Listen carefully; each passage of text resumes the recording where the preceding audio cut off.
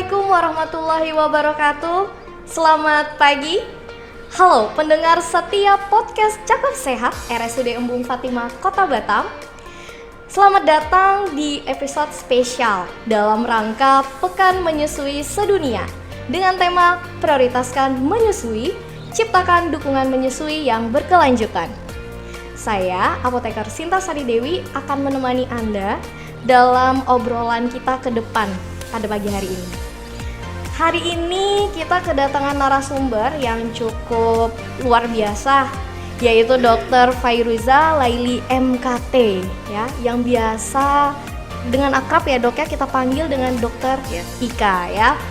Beliau ini adalah seorang dokter dan juga sebagai konselor laktasi dan Ketua Asosiasi Ibu Menyusui Indonesia Cabang Kepulauan Riau. Luar biasa pendengar setia podcast Cakep Sehat ya. Nah, selamat datang Dokter Ika. Yes, Mbak Sinta, apa kabar? Baik Dokter Ika. Dokter Ika gimana?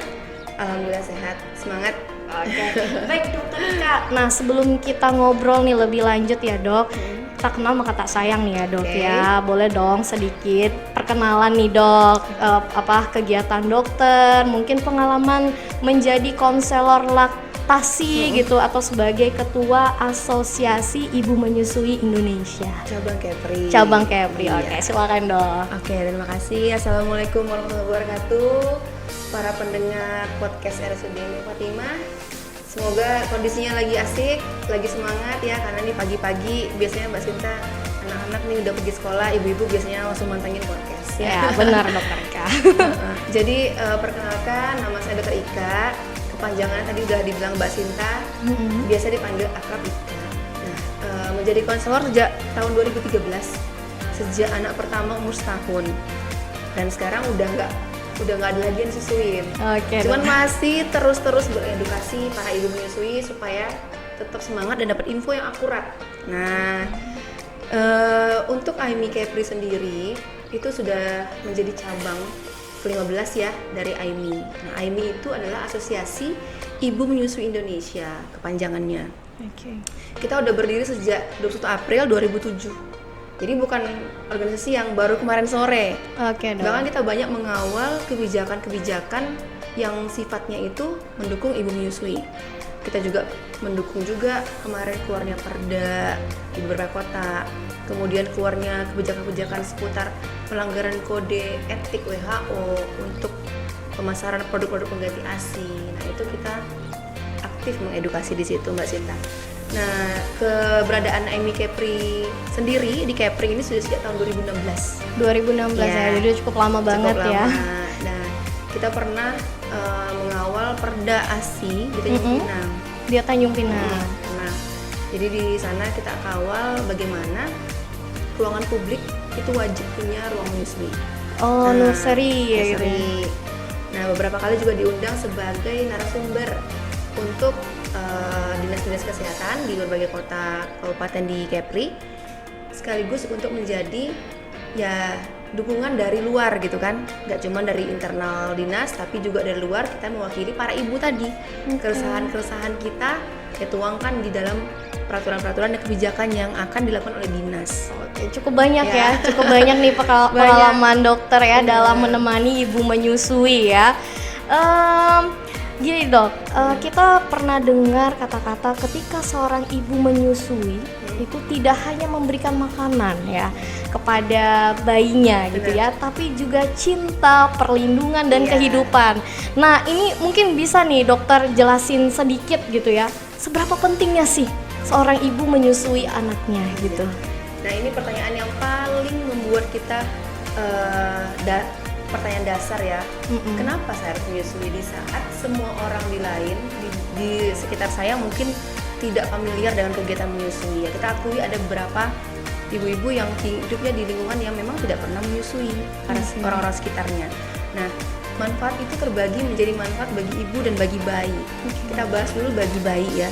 Manfaat bagi bayi yang pertama, sudah banyak penelitian yang menyatakan bahwa pemberian ASI ini memperpanjang usia anak kita. Nah, ada bayi-bayi yang dibandingkan dengan bayi yang tidak diberi ASI. Bayi-bayi yang diberi ASI itu tingkat kematiannya 13% lebih rendah dibandingkan dengan bayi yang tidak disusui. Nah, itu. Karena pencegahan infeksi, antibodi itu sudah ada tersedia dalam ASI. Berarti ASI ini sangat cukup penting banget ya buat bayi ya, Dok ya. Kemudian kecerdasan juga. Nah, studi di Lancet tahun 2015 itu anak-anak yang disusui IQ-nya lebih tinggi 4 poin dibandingkan yang tidak. Wah, berarti ini ya, Dok ya. Ada penjelasannya. Kenapa bisa lebih pintar? Pada saat kegiatan menyusui itu kan kegiatan kita memeluk bayi, memegang di sini, yang nggak mungkin susui sama jauh-jauh ya, pasti langsung didekap kan. Itu mencakup seluruh kegiatan menstimulasi 5 panca indera bayi. Nah, ketika disusuin posisi seperti ini ya, nih seluruh bayi, itu matanya melihat kita. Iya, benar. Nah, artinya indera penglihatannya terstimulasi. Kemudian kita pasti ngomong kan. Iya. Nah, nanti jadi anak yang begini ya, ini ya. Nah, Mbak Sinta kan juga lagi menyusui. Iya. Nah, bener itu dong. kan nggak mungkin nyusuin sambil diem-dieman ini lihat apa, nggak. Pasti kita ajak ngomong, itu sudah otomatis. Itu merangsang, menstimulasi dari indera pendengarannya. Nah, kemudian pembauannya, penciumannya, itu kan membawi bau ASI, bau ibu. Nah, apalagi sentuhan kulit ibu dan bayi, itu juga indera sentuhan dia. Nah, yang paling terasa tentu indera pengecapan dong. Pengecapan ya kan? Karena kan ASI-nya masuk ke dalam tubuh bayi. Bayi merasakan berbagai macam rasa. Karena ASI itu Mbak Cinta rasanya nggak cuma satu rasa loh. Jadi rasanya ada macam-macam nih ya, Dok ya. Ada yang kadang-kadang manis. Kadang manis. Ya. Apa tergantung makanan itu, Dok? Ya, tergantung makanan dari itu. Rasa ya, bukan rasanya. kandungan. Kalau kandungan ASI selalu isinya rata-rata sama. Sama. Ini ya, ada proteinnya sudah lengkap, antibodi sudah lengkap, karbohidrat lengkap, lemak juga lengkap. Nah, untuk lemak, nah itu penting banget bagi bayi-bayi kita supaya ada asupan untuk membentuk dari otot-ototnya. Nah, karbohidrat juga penting sekali karena bayi itu asupan gulanya harus terjaga. Gitu. Nah, itu tadi untuk bayinya. Nah, untuk ibu. Untuk ibunya, Dok. Nah, untuk ibu yang pertama ini mempercepat berhentinya perdarahan dari rahim. Pendarahan dari rahim. Karena ketika habis lahiran, hormon kan naik turun itu ya. Iya, benar. Ketika disusuin, itu hormon-hormon yang untuk mengurangi perdarahan itu bekerja semua. Ya, bersamaan dengan keluarnya hormon yang menghasilkan dan produksi ASI. Jadi cukup banyak banget ya, Dok ya, manfaat baik dari bayi untuk bayinya dan ibunya. Kemudian ibu yang menyusui juga lebih cepat kurus. Oh iya, karena satu kali nyusuin 500 kalori. 500 kalori. Berarti jadi kita nggak perlu minum obat diet ini. Nggak perlu minum cukup obat diet. mengasihi dari memberikan ASI kepada bayi kita udah bisa jadi obat diet ya, Dok ya. Nah ini kan ini ada tema nih, Dok ya. Temanya itu adalah berkelanjutan ya. Kita lihat tadi tema dari pekan menyusui sedunia ini, ciptakan dukungan menyusui yang berkelanjutan. Nah ini maksudnya apa, Dok? Berkelanjutan gitu. Berkelanjutan itu artinya tidak terputus ya, terus menerus. Nah, gimana supaya jadi tidak terputus? Yang pertama dari sisi kitanya sendiri sebagai pembuat kebijakan, karena kebetulan juga bekerja di lingkungan yang membuat kebijakan, tentu kita harus membuat kebijakan standar supaya ibu menyusui ini tetap lanjut menyusui walaupun sudah balik kerja. Tuh, supaya menjamin bahwa dia punya akses untuk tetap memberikan ASI. Nah, ada beberapa perusahaan yang sudah boleh bawa bayi ke misalnya daycare, menyediakan daycare di kantornya. Di kantornya ada daycare, wah. Daycare-nya. Ya. Kemudian ada juga perusahaan yang sudah menyediakan waktu khusus untuk memenuhi ASI. Itu penting. Ada jam-jamnya berarti. 2 jam sekali, Dok? Ya, per 2 jam sekali. Itu sebenarnya standarnya bayi minum itu sekitar 2 jam sekali ya. Jadi kita buat ritmenya mirip seperti bayi minum. Kemudian ada juga yang menyediakan ruang ASI yang benar-benar sesuai standar Permenkes kita nomor 33 tahun 2022 ya. Jadi itu sudah standar dengan kulkasnya, sofanya, tempat penyimpanan ASI perahnya. Itu komitmen itu yang kita pengen dituangkan ke ruangan-ruangan, ke perusahaan-perusahaan dan kantor yang belum. Jadi supaya inilah kita mendukung supaya ibu menyusui ini tetap menyusui walaupun sedang bekerja ya, Dok ya. Bagaimana juga dengan yang bayi-bayi yang sakit. Nah, itulah yang akan Aimee Kepri juga akan lakukan di Rumah Sakit RSUD Umm Fatimah ini, Mbak Sinta. Oke. Di tanggal 4 Agustus nanti. 4 Agustus nanti ya, Dok ya. Kita akan membuat suatu workshop. Nah, workshop ini namanya pijat ASI dan pijat bayi sakit. Oke. Ini gunanya biar menjamin para ibu yang anaknya sakit tadi, yang bayi-bayi baru lahir tadi mendapatkan akses supaya terus-terus bisa menyusui. Kita ajarkan pijat laktasinya ke ibu, bayinya juga kita ajarkan pijat bayi sakit kepada ibu tadi, biar ibunya itu biar bayinya cepat sembuh dan cepat balik ke rumah, cepat nyusuin berdua gitu. Oke, kalau pijat laktasi ini berarti ke ibunya Iya. Biasanya mijat nggak mungkin kan, Dok, pijat sendiri gitu. Apa ke para suami gitu? Pijat sendiri ada yang sifatnya di sekitar payudaranya. Ada juga pijat yang dari belakang, dari punggung. Itu biasanya kita ajarkan ke suami atau ke yang mengurus si ibunya. Oke, Dok. Nah, berarti itu memang ini ya berkelanjutan ya. Jadi nggak berhenti di saat itu saja. Nah, Dok, pasti kan ada nih tantangan-tantangan tersendiri ya. Bagaimana kita supaya membangun ya lingkungan yang ini ya berkelanjutan ya, menjamin bahwa ibu itu bisa dapat terus ya menyusui, apalagi eksklusif 6 bulan gitu ya, Dok ya.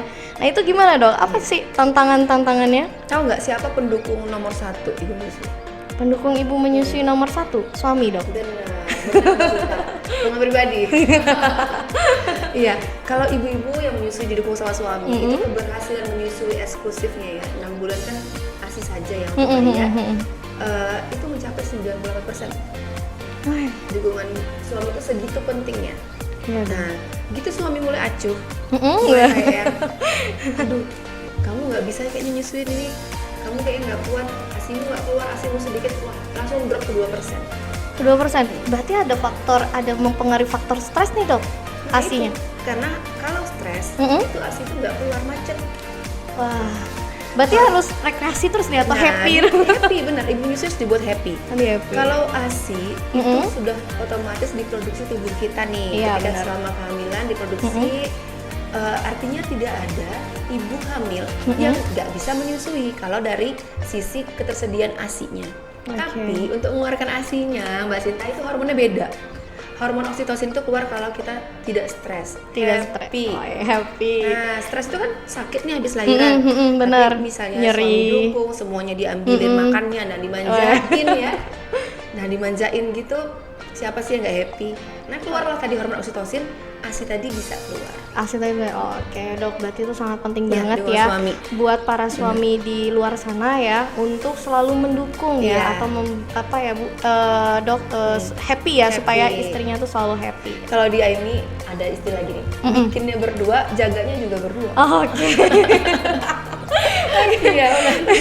Nah nih, Dok, mungkin kita nih sering nih dengar mitos atau apa ya, pertanyaan-pertanyaan yang cukup sering dan dipertanyakan ya seputar tentang menyusui. Salah satunya gini, Dok, bentuk atau ukuran payudara apakah mempengaruhi dari produksi ASI? Mungkin ada beberapa lah ibu-ibu yang sangat khawatir gitu ya dengan bentuk dan ukuran. Nah, ini bagaimana, Dok? Mungkin bisa dijelasin, Dok. Nah, bentuk dan ukuran. Nah, ini coba kita refleksi ke diri sendiri. Bentuk dan ukuran itu kan sudah anugerah ya. Ya, kita terima pakai gitu kan istilahnya. Dok. Itu nggak usah dipermasalahkan. Nah, besar atau kecil sama-sama bisa menyusui. Ya kan, bentuk puting dimanapun bisa menyusui. Berarti tidak ada pengaruh sama sekali ya, Dok. Yang ngaruh itu tadi hormon prolaktin dan oksitosin. Hormon prolaktin itu sudah otomatis bersamaan dengan proses kehamilan kita sih. Tapi kalau hormon oksitosin, harus dibuat, hormonnya harus dibuat dulu biar happy ya, Dok ya. Gitu happy itu langsung kebuka pintunya itu, pintu keluar daripada ASI tadi, langsung bisa curah ASI-nya. Nah, itu yang perlu ibu tahu. Iya, berarti mitos kalau bentuk atau ukuran payudara mempengaruhi produksi ASI. Kan udah dikasih Allah ya.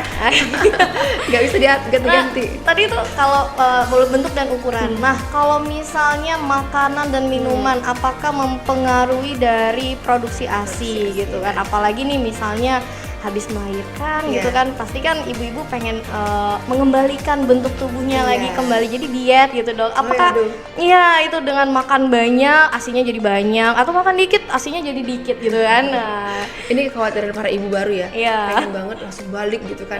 benar dok. Saran saya nikmatin proses menyusui ini karena nggak tergantikan. Nggak bisa kita balik lagi yuk ke anak yang umur 0 hari, nggak bisa. Jadi jalanin dulu. Dan masalah tentang makanan ya, ini banyak banget ditanyakan. Jadi kalau misalnya ASI itu produksinya itu bergantung supply and demand. Nah, semakin sering bayi menyusu pada kita Supply and berarti demand. oke. Jadi semakin sering bayi demand, bayi menyusu terus, semakin sering ASI diproduksi. Oke. Jadi bukan bergantung sama makan apa yang dimakan. Nah, makan apa yang dimakan itu membantu untuk kembalian nutrisi kita. Nutrisi bagi ibu yang menyusui kehilangan banyak kalori ketika proses menyusui tadi. Capek loh menyusui itu, keringatan ya kan? Benar. Saya tertarik nih dengan pernyataan dokter kalau kita sering menyusui, ya kan, Semakin itu banyak. semakin banyak Iya. asinya. Iya. Nah ini juga jadi tantangan ya buat ibu-ibu pekerja di luar benar. sana dok, karena kan kalau ibu-ibu pekerja ini mungkin waktu untuk menyusui anaknya secara langsung itu terbatas ya mungkin. Nah jadi lebih seringnya pumping gitu ya dok. Nah, jadi nge-pumping terus men-stok. Nah itu bagaimana dok? Apakah itu juga mempengaruhi dari produksi asinya? Tergantung kapan kita mulai pumping. Oke. Jadi gini, dalam masa kita selama kehamilan udah langsung banyak baca aja bagaimana cuti, masalah cuti terutama ya. Cuti itu normal 3 bulan, sebulan sebelum sama 1,5 sebelum sama 1,5 sesudah 2 ya. bulan. 2 bulan. Nah, ada perusahaan-perusahaan yang mewajibkan harus diambil sebelumnya, mas sebelumnya. Ada yang kayak kita bisa fleksibel ya, Iya, boleh bisa fleksibel. banyakin di setelah Setelah, melahirkan. Nah, jadi selama masa setelah melahirkan sebulan pertama itu nggak usah mikir pumping dulu mbak Sinta, nggak usah mikirin stok, mikirin dulu cara bonding sama anak. Ini baru jumpa loh setelah 9 bulan di dalam kandungan. Iya. Lagi Iya, momen-momen pengen jumpanya gitu. Iya, kan. kayak ibaratnya welcome to the mall gitu ya. Tunggu-tunggu 9 bulan nih bentuknya mirip saya tuh mirip suami. Iya, benar. Gak usah dipisahkan dengan kegiatan pumping proses bonding menyusui tadi ya. Nah, IMD wajib karena keberhasilan menyusui eksklusif tergantung sama IMD 8 atau 3. IMD apa nih dok? IMD. Inisiasi menyusu dini. Oh, inisiasi menyusui dini. oke. Menyusu, oke. Jadi bukan kita proses aktif menyusui bayi, ayo nyusu gitu, Oke. sengaja bukan. Tapi membiarkan bayi di dada ibu selama minimal 60 menit biar bayi mencari sendiri. Oke. ASI itu karena bayi tuh pasti keinget wangi dan bau plasenta. Nah, puting ibu tuh baunya itu seperti plasenta. Oke, berarti Jadi, dia udah tahu gitu ya, dia dok akan ya. mencari ke sana. Dia biasanya akan diem dulu 10 menit ya. Masa udah keluar capek-capek langsung pengen kita merangkak, nggak ada bayi yang kayak gitu ya. iya, Jadi dia diem dulu. Sabar aja. Sabar, dipeluk-peluk, dikasih doa-doa atau apa. Nah, mengukur tinggi badan, panjang badan, berat badan bisa nanti. Oke. 60 menit ini nggak tergantikan. Benar dok. Nah, kenapa ini dibilang sangat berhasil proses menyusuinya di sini?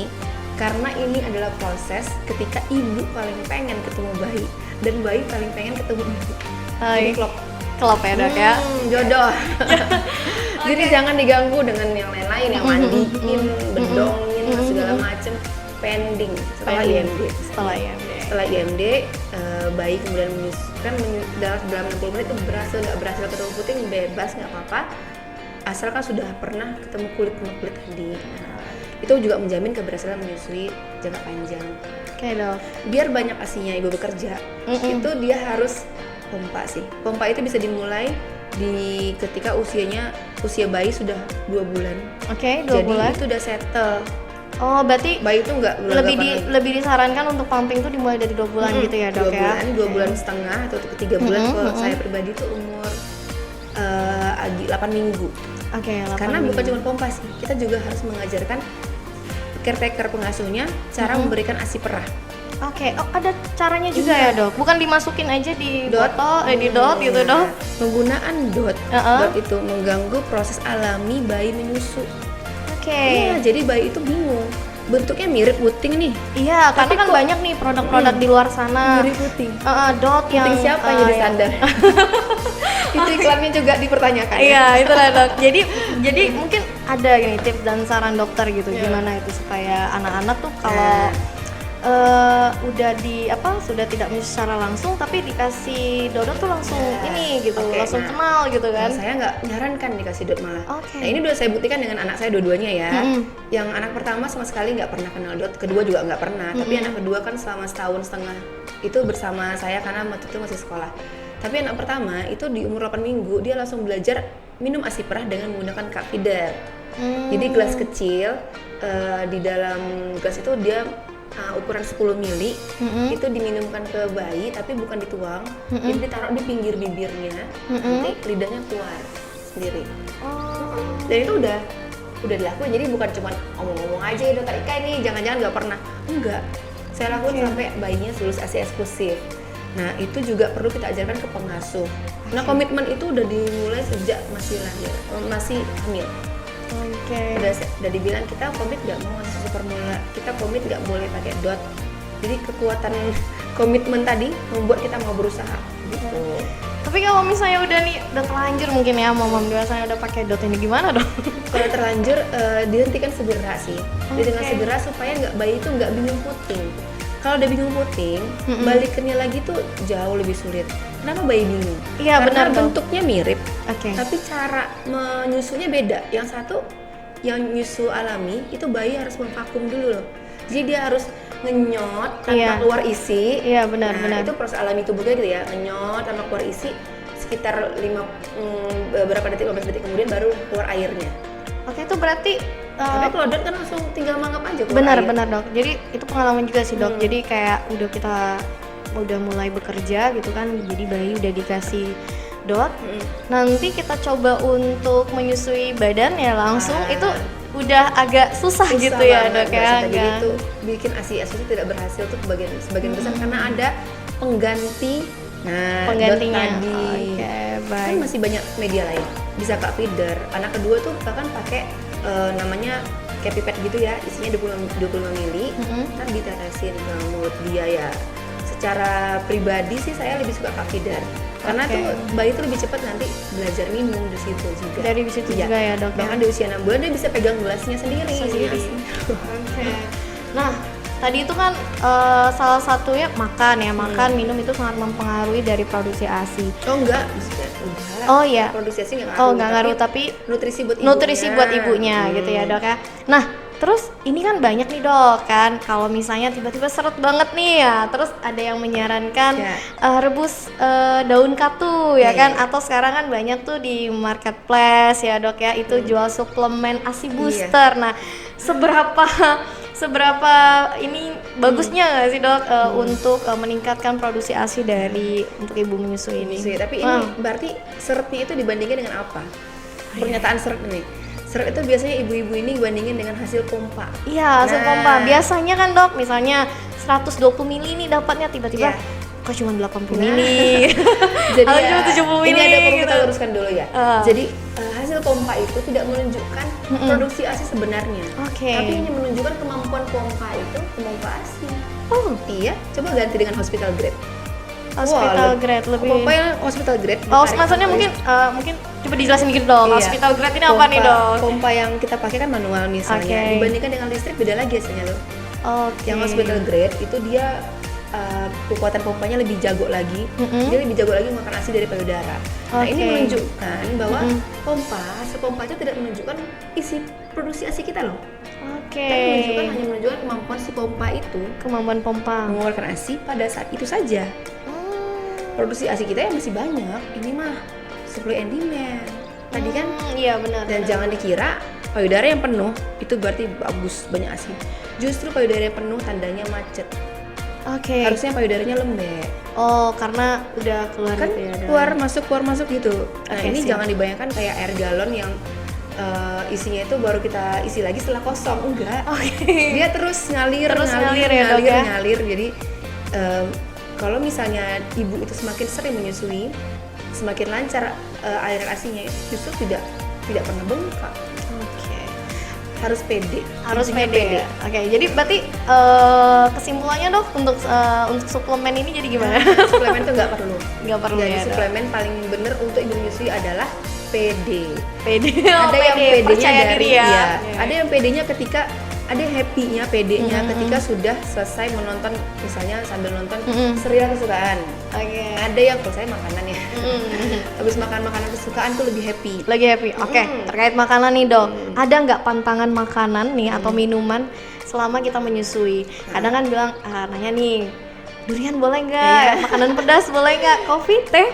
Gitu dok. Boleh nggak itu dok? Nah, jadi gini, kalau makanan sebenarnya nggak ada pantangan yang benar-benar absolut ya. Nggak ada pantangan yang benar-benar ibu nyusui kontraindikasi. Nah, nggak boleh, nggak ada.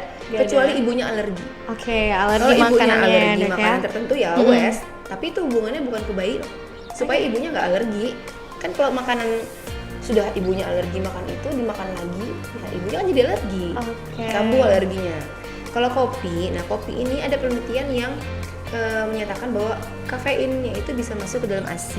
Oke, kafeinnya. Tapi berapa kadarnya yang Kadarnya membuat bayi itu membuat- terpengaruh itu belum sampai ke situ ya. Oke. Tapi 1 gelas per hari itu masih normal. masih normal ya dok, Durian, ya? saya suka juga durian. Iya, saya juga suka. Durian mah gas kalau aku. Gas? Nggak apa-apa. Nggak Yang penting masalah. senang jadinya. Nggak masalah. Nggak masalah ya dok ya. Jadi bukan berarti makan minum Coca-Cola jadi Coca-Cola aslinya nggak gitu ya. Iya, kadang kan nih banyak nih dok yang beredar tuh. Kalau misalnya kita makan pedas, nanti bayinya tuh mencret gitu kan. Atau kalau kita minum yang dingin-dingin nih banyak-banyak nih, nanti bayinya jadi flu, Nah, pilek. Nah itu mitos. dok, Ya, itu mitos berarti dok benar. ya.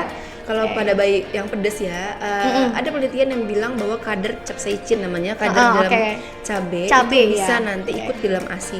Cuman jumlahnya yang bisa menginfeksi, bukan infeksi ya, bisa mempengaruhi bayi itu belum juga diteliti kan. Oke. Sebenarnya itu hanya concern bahwa bisa membuat bayi menjadi mencret. Nah, Berarti butuh penelitian lebih lanjut benar. berarti ya dok Tapi ya. kalau misalnya dairy ya, produk-produk dairy, produk-produk keju, yang susu, yang protein-protein hewani seperti itu memang sudah ada penelitiannya Mbak Sinta. Oke. Jadi ada beberapa produk-produk keju, susu itu yang memang bikin bayi jadinya ikutan alergi.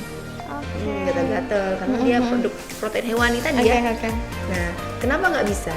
Karena tubuh kita ini otomatis hanya mengolah protein yang alami. Iya benar dok. Dapat dari ASI. Iya, Tiba-tiba dimasukkan lagi protein hewani gitu kan. Jadi tubuhnya yang tadi belum kenal harus mengolah lebih kencang dan itu menimbulkan reaksi tentunya.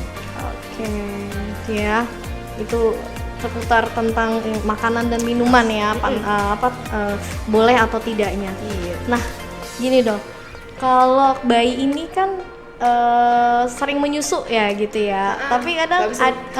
jadi kadang kan ada bilang, oh ini asinya kurang, Nah, makanya iya. bayinya rewel gitu ya kan, Iya, atau benar. misalnya apakah bayi sering menyusu itu tandanya asinya kurang, atau kalau tidak sering menyusu itu asinya udah cukup lah sekali nah gitu dong Iya. gitu. Jadi tanda ASI cukup itu tandanya itu lihatnya dari berat badannya naik tiap Oke, bulan. berat badannya. Kemudian yang kedua dia banyak pipisnya lebih dari 6 kali Oke. dalam 24 jam. Oke, Dan yang ketiga tidurnya pulas. tidurnya Nah, pulas. kalau dia rewel, kalau dia nyusu terus, kalau dia pengennya deket mama terus, itu kan bukan tanda cukup ASI tadi kan. Oke. Jadi ada masa-masa bayi itu namanya growth spurt. Oke. Ketika dia itu tumbuhnya itu tumbuh cepat, growth spurt itu di usia bayi 3 hari, 1 bulan, 3 bulan, 9 bulan, dan ada nanti masa remaja lagi. Oke. Itu tuh bayi itu pengen makan aja, pengen nyusu aja. Kayak nyusu. Dan anak saya remaja dimakan. Karena Iya. anak yang gede lagi growth spurt. Iya, jadi kan kadang nih ada nih mungkin kekhawatiran Iya, pasti takut mam-mam nggak di cukup luar. ya? Iya, takut nggak Nah, cukup gitu. Kalau lagi baik growth spurt, ibu-ibu ikutan growth spurt. Harus Iya. ikutan banyak makan. Banyak makan ya, Dok, ya? Soalnya bayi itu maunya nempel terus. Itu Oke. lagi banyak butuh. Ingat abis growth spurt tenang aja. Growth spurt ini kan masa seminggu ya biasanya. Aduh, seminggu itu kita kayaknya tuh kayak zombie. Benar benar dok tuh ya, zombie. Dan kayak zombie ini harusnya zombinya berdua suami. Jadi habis nyusuin kasih ke suami tuh gendong-gendong sama tepuk-tepuk, nanti tuh bisa 30 menit lagi rengek lagi, susuin lagi, kita udah ready lagi nih udah 30 menit istirahat. Ingat kalau bayi growth spurt, ibu ikut growth spurt dong. Iya, benar. Sabar, nanti juga akan lewat momen itu. Baik Ya. dok. Nah, terus nih ada juga nih dok, warna ASI gitu ya dok. Nah, kadang kan warna ASI ini ada Concern. yang ada yang kuning Iya. gitu ya dok ya, terus ada yang putih gitu kan. terus ada yang agak pekat, terus ada agak encer. Mungkin bisa sedikit mungkin dokter jelasin terkait tentang apa warna ASI ini gitu ya, dok? Nah, warna ASI itu prinsipnya semua yang keluar dari payudara itu adalah ASI. Oke. Ketika misalnya kita barusan lahiran, keluarnya kan warnanya tuh ada kuning banget. Benar. Namanya kolostrum. Oke. Kadang-kadang ada campur dengan orange. Nah, itu semuanya oke diminum sama bayi selama langsung diminumkan sama bayi. Jadi bayi nyusu langsung. Kemudian ketika usia bayi sudah sebulan, ingat ya, ASI dan komposisinya mengikuti usia bayi. Canggih nggak? Ya, canggih banget, sumber daya dari Allah ini ya. Iya, benar ya. dok. Jadi mengikuti. Ketika misalnya bayi usia sebulan, itu tentu pasti lebih banyak nanti gula-gulanya, glukosa dan proteinnya juga tinggi. Karena bayi lagi butuh asupan ke otaknya supaya berkembang. Kan 3 tahun pertama tuh masif perkembangan otak, makanya glukosanya tinggi. Kalau kita lihat ASI yang pertama kali keluar nih, mungkin lihatnya waktu merah ya. Benar. Waktu mempak. Yeah. Ketika ASI pertama kali keluar itu namanya adalah hind milk, ASI encer. Kenapa perlu ASI encer? Kenapa ASI encer duluan keluar yang banyak kandungan airnya ini? Bener. Coba Mbak Sinta bayangin lagi puasa. Puasa nih ya. Buka puasa kan kita lapar banget ya, lapar. Iya, benar. Pas buka puasa yang dicari pertama kali apa? Air. Nah, itu sama kayak bayi. Juga gitu yang diatur sama tubuh kita. Ketika bayi sangat lapar, justru hausnya dulu yang dipuaskan. Keluarlah hind milk tadi, baru ketika kita sudah mau akhir-akhir menyusui, itu keluarlah form milk yang lebih kental, isinya banyak lemak. Baru bayi kenyang. Jadi ada beberapa yang konselor menyusui itu ketika menanyakan kepada klien, itu jawaban klien biasanya tuh tuker-tukeran Mbak Sinta. 5 menit sini, 5 menit sini, 5 menit sini, kanan kiri, biar besarnya sama Bu katanya. Jadi harusnya sampai payudara dulu dipuaskan supaya keluarlah tadi formil, keluarlah hind milk hingga si formil yang kental. Baru bayi itu lepasin sendiri. Kalau cuma satu payudara 5 menit pindah sini, bayi cuma dapat aus aja yang dihilangkan. Kadang itu juga dok, kalau kita pakai pumping nih ya, kadang aduh di sini udah nyeri nih, pindah dulu deh sebelah sini, nanti pompa lagi sebelah sini, itu nggak apa-apa kan? Tapi nanti satu botol itu coba dilihat, kalau hanya isinya cair semua kan kelihatan ya lebih transparan kan gitu ya. Itu nanti pas ngasih juga dibarengin dengan yang banyak lemak tadi yang kental. Biar bayinya kenyang. Nah itu ya tadi seputar warna ASI gitu ya. Nah dok, ini kan pada saat ibu menyusui nih dok, mungkin ada beberapa pertanyaan. Bolehkah menyusui saat hamil lagi dok? Jadi mungkin lagi menyusui nih tiba-tiba hamil gitu ya dok ya. Itu boleh nggak dok? Menyusui selama kehamilan itu diperbolehkan selama bayi dan ibunya sehat. Berarti masih diperbolehkan ya dok ya? Harus diperiksa sama dokter kandungan dulu bagaimana kandungan bayinya saat ini dan kondisi saya saat ini dok gitu ya. Ada ibu-ibu yang nggak boleh menyusui ketika dia lagi hamil tapi dia juga ada darah tinggi, jadi itu memicu kan. Kemudian ada juga yang riwayat sebelumnya pernah abortus. Itu juga kenapa? Karena selama menyusui itu rahim pasti berkontraksi. Benar ya dok ya. Nah jadi diperbolehkan tapi tergantung dari kesehatan kondisi dari si ibu ya dok ya. Nah terus ada lagi nih dok, kalau facial dok, facial atau mungkin ada filler ya dok ya. Ini boleh nggak dok? Filler kan secara langsung tidak masuk ke dalam tubuh kita ya.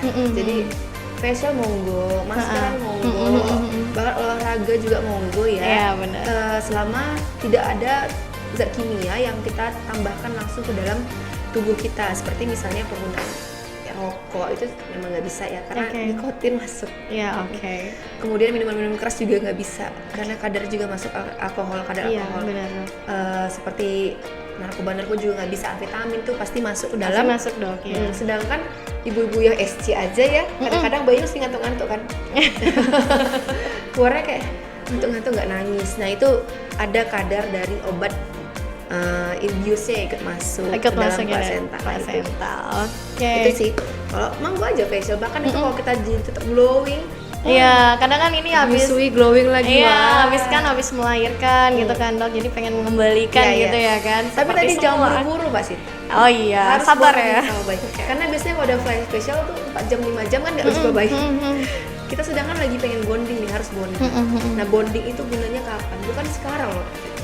Bonding itu yang buat kita di masa anak kita remaja nanti kita terasa kayak aduh kayak nggak enak hatiku ya, kayak nggak enak ya anak kita jauh di sana apa rasanya gitu.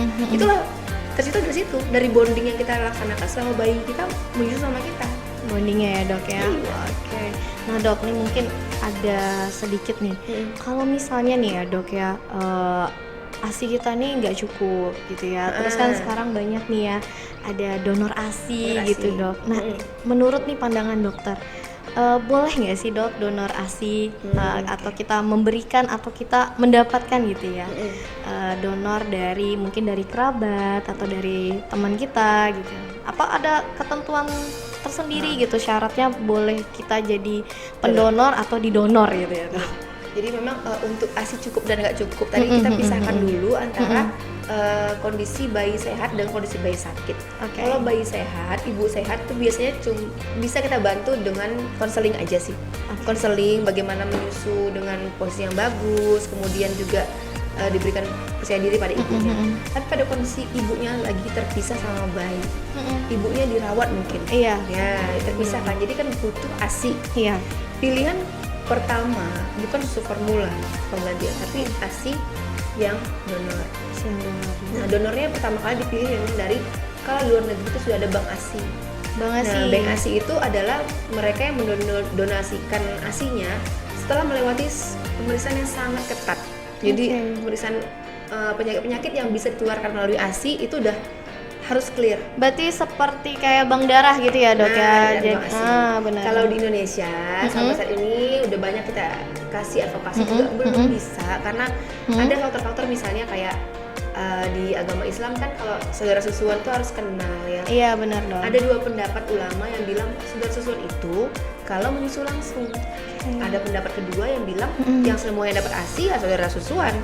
Gitu. Kalau di Indonesia karena belum jelas regulasi makanya tidak dibuat donor itu secara terbuka, didonasikan ASI-nya gitu ya, nggak bisa. Nah tapi kalau misalnya kita ada saudara, benar lagi nyusuin ada saudara yang lagi butuh ASI, amit-amit ya ibunya lagi dirawat, itu boleh. Tapi pastikan dulu kita udah clear dari penyakit tadi hepatitis, MV, HIV, itu harus clear dulu. Dan sebisa mungkin usianya dekat dengan usia si bayi. Kenapa? Karena kandungan ASI-nya mirip. Kandungan jadi ASI itu mengikuti usia bayi. Benar. Berarti kandungan nutrisinya ya dok ya. Jadi beda dengan susu formula. Susu formula mah diterbitkan tahun 2022, dipakai 2025 kandungannya masih sama. Sama ya. Kalau ini beda ya dok ya. Kalau ASI nutrisinya setiap hari dia beda. Iya. Setiap hari kandungannya beda sesuai kebutuhan bayi. Bahkan kalau bayi sakit dia lebih banyak antibodi. Tahu dari mana bayi lagi sakit? Dari air liur bayi. Oh ya. Dari bayi lagi ngecap puting itu, tubuh kita bisa ngebaca ya. Udah ada penelitiannya sih. Nah itu tadi ya dok ya. Tapi ini kadang ada kekhawatiran tersendiri sih dok. Jadi kalau misalnya ASI mam itu berkurang gitu kan, kadang berpikir apa boleh dicampur dengan supor gitu ya. Karena kan mungkin jumlah ASI-nya tidak mencukupi gitu ya dok. Mungkin cuma dapat berapa kantong gitu, sisanya di mix gitu ya, dicampur dengan ibu bekerja, dicampur dengan supor. Nah untuk kebutuhan bayi sehari-harinya itu boleh nggak dok? Coba pengertian cukup atau nggak cukup itu tadi deh, beratnya naik atau enggak. Kemudian ini tiap bulan ya dilihat ya. Kemudian pipisnya banyak 6 kali dalam 24 jam atau enggak. Yang ketiga pulas atau enggak tidurnya. Itu tuh di kepala kita harus ada dulu.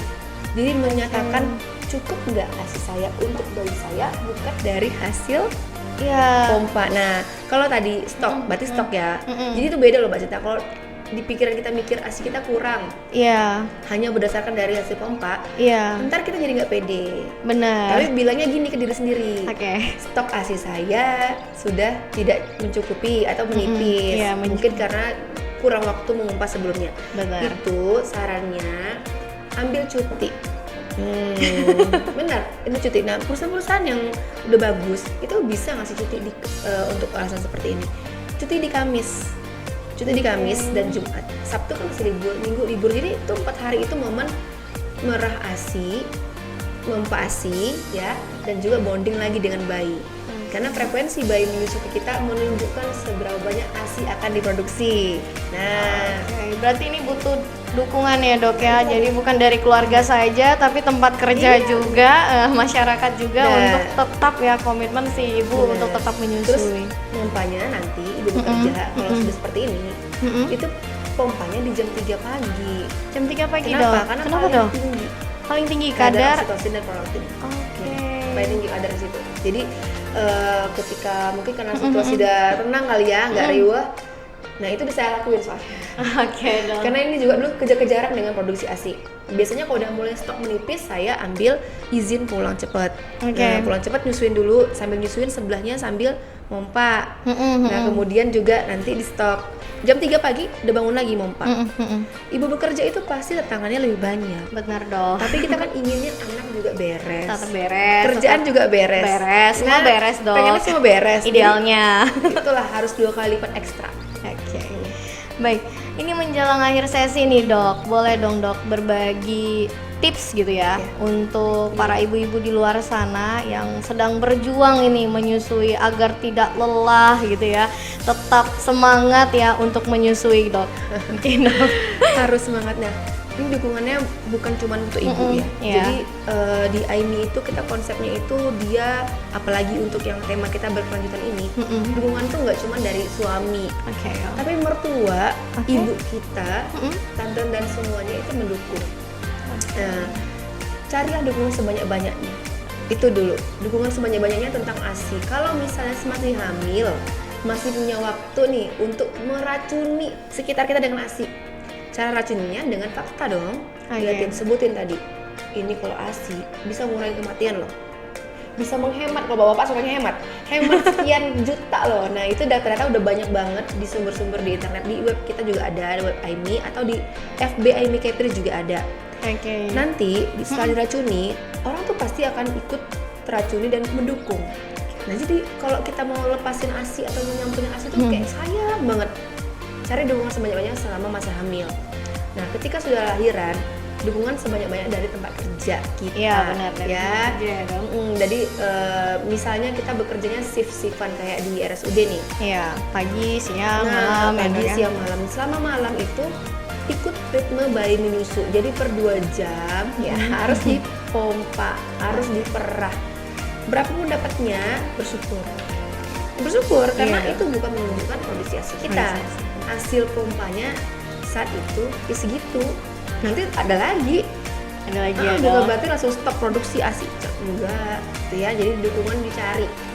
Harus dicari, harus yang lain-lain yang sebagai supportnya harus dukung ibu menyusui, karena efeknya ini selain hemat ya bagi para ayah ya, anakmu juga jadi jarang sakit, jadinya juga jarang izin kerja. Sistem imun lebih meningkat ya dok ya. Jadi jarang izin kerja, akhirnya performa di kantor juga makin oke ya dok ya.